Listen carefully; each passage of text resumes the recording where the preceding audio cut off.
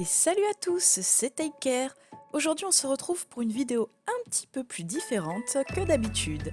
Comme vous l'avez vu dans le titre, je vais réagir à une youtubeuse, une youtubeuse illustratrice qui s'appelle Slipper sur YouTube. Et bon, c'est quelqu'un qui fait une vidéo tous les 6 mois comme elle dit. Bon, elle me fait beaucoup rire et elle a touché un sujet assez important sur sa dernière vidéo et j'ai trouvé très intéressant d'y donner mon point de vue et de vous expliquer un petit peu aussi pourquoi c'est important, non pas de voler les dessins, hein, mais de prendre des références lorsqu'on apprend à dessiner. Apparemment, si vous ne l'avez pas vue, elle s'est faite un petit peu accuser de vol de dessin, je crois, ou quelque chose comme ça. Et elle a également posé une question sur son Instagram, donc il est noté juste au-dessus de son dessin, c'est le dernier avec la petite femme chat. Les gens lui disaient qu'elle avait carrément volé un dessin de Draw My Japan. Donc alors déjà, cet illustrateur, je ne le connaissais personnellement pas du tout, alors que je la suis depuis un petit moment. Mais c'est vrai que je ne la suivais pas sur Instagram, et depuis je me suis mise à la suivre, parce que c'est vrai qu'elle fait des colos très très sympas sur Pintoolsai. Elle essaie donc d'expliquer dans toute sa vidéo que ce n'est pas un vol de dessin qu'elle a fait, mais simplement une prise de référence. Elle explique qu'à ce moment-là, elle était très peu inspirée, et du coup ça l'a aidé à produire quelque chose. Et tout le monde était là à lui dire « oui mais non, tu as quand même volé sa pose ». Alors à un moment donné, comment une pose peut être volée? Que si moi, je veux m'asseoir de cette façon et prendre une photo sur cette perspective, j'ai pas le droit, il faut que je me réfère à cette personne? Ça me fait penser d'ailleurs à une réaction qu'un commanditaire a eue par rapport à une des cartes Evoli que j'ai peintes. En gros, il me disait, parce qu'il y a quelqu'un d'un petit peu plus connu que moi qui fait de la peinture sur carte, que j'avais carrément copié sa peinture. Autant vous dire que je ne vois pas du tout en quoi je l'avais copié, mis à part peut-être qu'il s'est dit que la charrette et les pavés de cette carte, je vous l'affiche, étaient pareils que sur l'autre. Bah en même temps, c'était ce qu'il y avait sur la carte Pokémon de base en fait. Enfin bref, j'ai jamais compris. Et c'est d'ailleurs là où je voudrais réagir sur le fait qu'elle s'offusque tout le long de sa vidéo, et je suis assez d'accord, que les gens ont ce besoin, comme elle dit, viscéral, de trouver un problème là où il n'y en a pas en fait. J'ai vraiment jamais compris ce besoin de comparer tout le temps en permanence et de trouver celui qui a fauté. Pour en revenir à cette histoire de vol de dessin, c'est-à-dire que quand vous prenez une pose, en fait, on appelle ça une référence tout simplement. Vous savez pas comment faire votre personnage, avoir telle perspective, vous l'avez en tête ou pas, et vous ne savez pas comment faire. Et ben c'est là où entre en jeu la référence. Vous avez besoin de voir à quoi ressemble cette pose pour qu'elle soit la plus juste possible finalement. C'est d'ailleurs pour ça que quand on apprend le dessin, on apprend tout d'abord le dessin académique, ce qui est la base du dessin. Ça faisait longtemps que j'avais pas dessiné d'humain par exemple ici, et bah forcément à force de peindre vos Pokémon, d'utiliser une référence pour la pose de mon personnage que je voulais faire assise avec une perspective un petit peu plus particulière vue de haut, ah bah finalement leurs deux dessins ils m'ont bien aidé, vous voyez. Et pourtant ce que je suis en train de faire ça n'a absolument rien à voir avec l'univers. Le but dans la reprise, la réinterprétation, la réappropriation, c'est de donner quelque chose de plus à son dessin. C'est comme un chanteur, par exemple, quand quelqu'un fait une reprise de sa chanson, on appelle ça une réinterprétation. Ils n'ont pas du tout la même approche de la musique. Par exemple, j'ai un petit exemple où moi je préfère une réinterprétation, par exemple, c'était de Umbrella de Rihanna, qui avait été faite par Vanilla Sky. Eh bien, moi, je préfère 20 000 fois cette version, mais pourquoi? Parce que l'univers est différent, c'est un univers rock, alors que Rihanna, c'était plus du R&B à ce moment-là. Et moi, j'étais beaucoup plus rock que R&B, tout simplement, donc cette version m'a beaucoup plus touchée, et c'est celle que j'ai appréciée le plus, même si l'artiste original, c'était Rihanna. Enfin voilà, tout pour dire que réinterpréter des dessins, ce n'est pas de la copie, ce n'est pas du vol de dessin. Évidemment, on a le droit de créditer la personne en disant voilà, telle personne m'a inspiré, mais ce n'est absolument pas obligatoire en fait. Quand vous achetez un livre par exemple qui vous apprend l'anatomie humaine, est-ce que vous êtes vraiment beaucoup à dire voilà, j'ai fait ce dessin, j'ai pris cette pose dans tel ouvrage? Non. Alors pourquoi là, ce serait obligé et ce serait là, à ce moment-là, considéré comme du vol de dessin? Ce n'est pas du tout du vol de dessin, c'est simplement une référence, une source d'inspiration.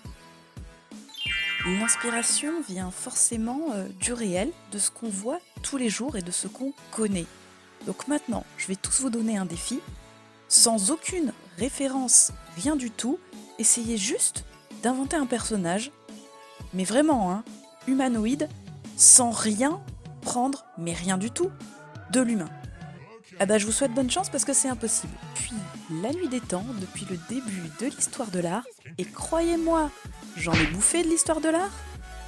Pas un seul artiste ne s'est pas inspiré de quelque chose ou n'est pas parti d'un mouvement différent pour aller vers un autre mouvement.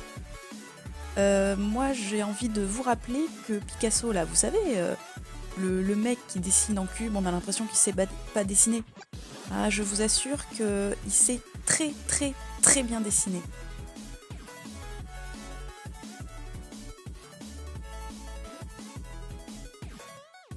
Enfin bref, vous avez compris l'idée. Et si aujourd'hui on devait citer absolument tout ce qui nous a inspirés, je vous assure qu'on n'est pas sorti de l'auberge, hein. Maintenant, aujourd'hui, tout de suite là, donnez-moi juste la première personne, la personne on va dire originelle, qui a dessiné cette pose. Qui prétend ça? Qui prétend dire l'origine, c'est moi? À la base, l'origine de cette pose, c'est simplement l'homme, hein, avec un grand H, hein, l'humain si vous préférez. Donc on est absolument tous légitimes à dessiner cette pose sans rendre de compte à personne. Elle réagit ensuite sur le fait qu'on lui reproche d'avoir également recopié les oreilles du personnage. Alors, je vous explique, en fait, si vous déroulez un petit peu son feed Instagram, elle a toujours dessiné ce genre de personnage. Donc en quoi ça découle de ce dessin-là? Expliquez-moi. Elle n'a pas pensé à citer ça dans sa vidéo, mais au final, c'était le seul et unique argument qu'il fallait donner. Elle a déjà dessiné plein de personnages comme ça.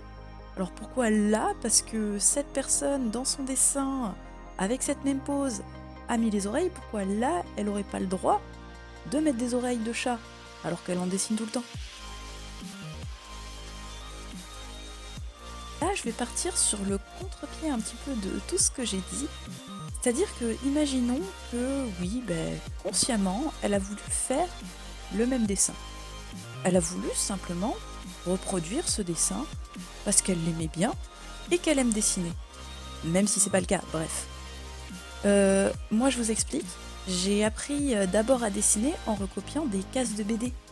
Si vous suivez un petit peu mes vidéos, je vous l'avais dit dans ma vidéo où je regardais mes anciens dessins, je recopiais absolument tout. Et pourtant, on savait que c'était pas de moi. Mais ça m'a aidé, ça m'a nourri, et maintenant aujourd'hui je suis capable d'inventer mes propres personnages, d'avoir mon style entre guillemets de personnage, d'être partie dans une direction. Je peux comprendre que la barrière entre le vol, la copie et la référence soit un petit peu floue, mais ce que j'essaie d'expliquer là, c'est que même si vous faites une copie de dessin et que vous la postez sur les réseaux sociaux, je suis d'accord que si vous la postez, il faut créditer pour la copie. C'est-à-dire que vous prenez un fan art qui vous a plu ou je sais pas moi, un artiste, un dessin qu'il a inventé et que vous adorez, vous avez voulu le reproduire parce que vous avez eu envie de faire la même chose parce que vous adoriez ce dessin. Là, je suis tout à fait d'accord, il faut créditer la personne. Il faut mettre, voilà, j'ai reproduit tel dessin de telle personne. Et attention, je parle dans un cas de copie conforme du dessin. Sleeper, elle était plutôt dans la recherche de références. C'est-à-dire qu'elle n'avait pas d'inspiration, mais qu'à partir d'un dessin, elle s'est réapproprié ce dessin et en a fait un tout autre personnage. Elle en a fait un tout autre univers. Alors, vraiment, elle n'avait pas l'obligation, dans ce cas-là, de créditer la personne sur laquelle elle s'est basée. Regardez-moi, depuis tout à l'heure, je vous parle. Je suis partie de ces deux dessins-là pour vous montrer un petit peu. Et regardez ce que je suis en train de faire. Ça n'a absolument rien à voir. Je vous mettrai les 3 dessins à la fin en comparaison. Mais on est d'accord que là, quand vous voyez mon dessin, vous ne pensez absolument pas du tout au sien. Ou bien, mais je sais vraiment pas comment vous faites le rapprochement, sauf si vous êtes abonné aux 3 comptes différents. Et encore, ce serait vraiment du tirer par les cheveux. Là, on a parlé uniquement de copie.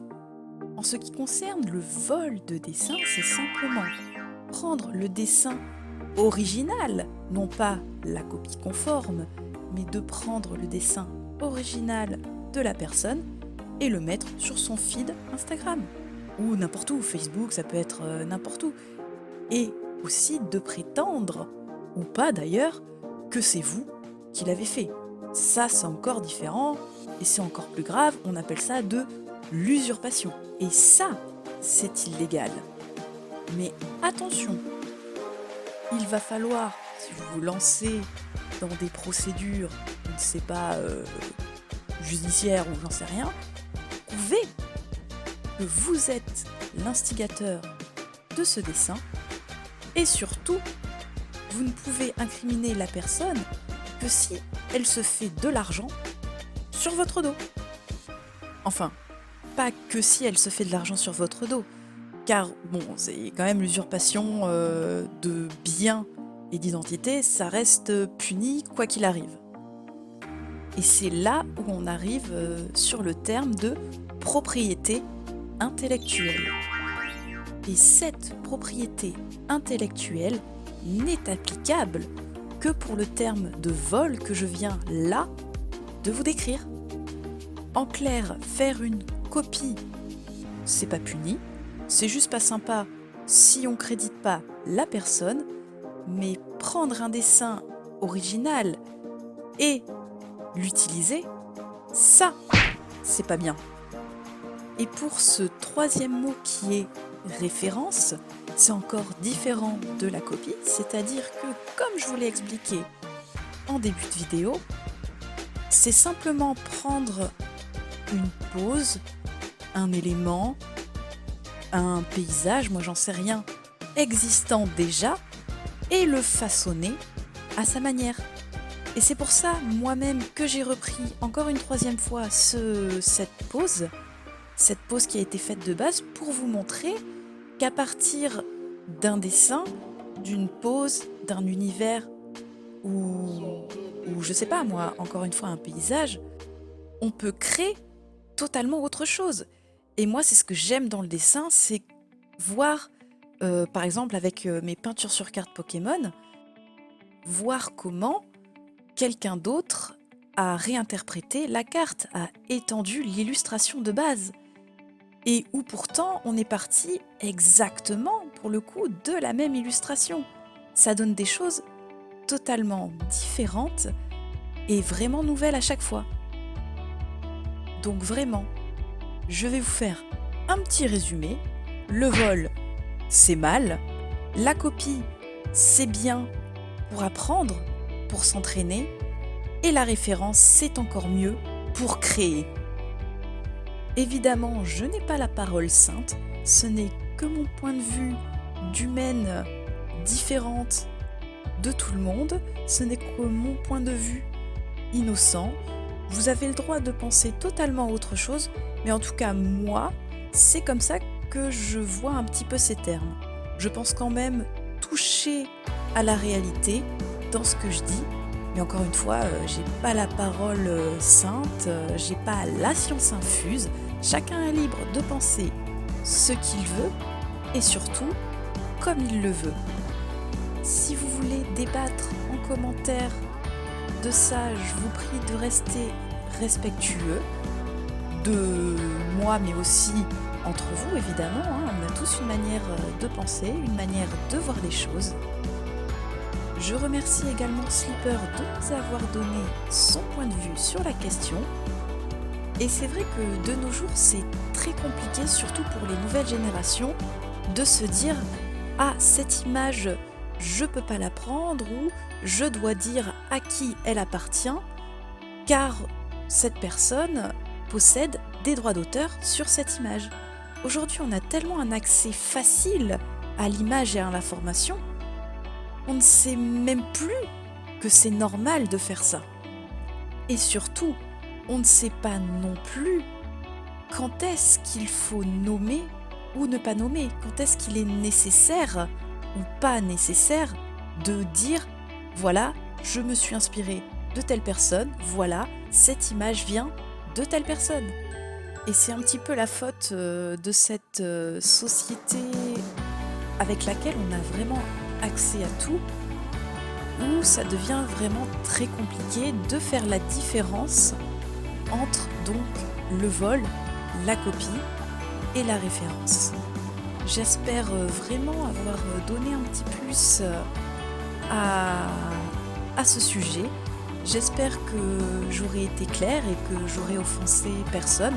C'est vraiment très difficile, encore une fois, aujourd'hui de s'exprimer sur YouTube ou sur n'importe quelle plateforme, car c'est toujours surinterprété et parfois on lâche des petits mots où même nous, on ne se rend pas forcément compte de la portée de certains. Donc j'espère n'avoir offensé personne. Encore une fois, c'est simplement mon point de vue, ce n'est pas une vérité générale. J'espère que vous l'aurez compris, en espérant que cette petite vidéo différente vous aura plu.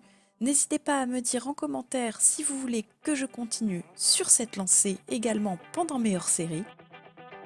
Ça m'a d'ailleurs vraiment fait du bien de dessiner autre chose que du Pokémon. Là pour le coup, c'est un fanart de My Hero Academia, donc je pense que vous connaissez. Si vous ne connaissez pas, allez voir, c'est vraiment génial. Et il y a toute une communauté Instagram sur ce sujet où les personnes inventent leurs propres héros et leurs propres personnages qui ont un talent différent de ce qu'on peut trouver dans l'anime. Et du coup, ça c'est la première fois que vous allez voir mon personnage. J'ai pas encore dévoilé son pouvoir et sa personnalité, mais ça ne saurait tarder. J'attends un petit peu moi-même dans ma tête d'avoir plus d'informations sur mon personnage. N'hésitez pas à mettre un petit pouce vers le haut si ma vidéo vous a plu et surtout à vous abonner à ma chaîne YouTube en activant la petite cloche des notifications. C'était Take Care, merci à tous, bye bye tout le monde.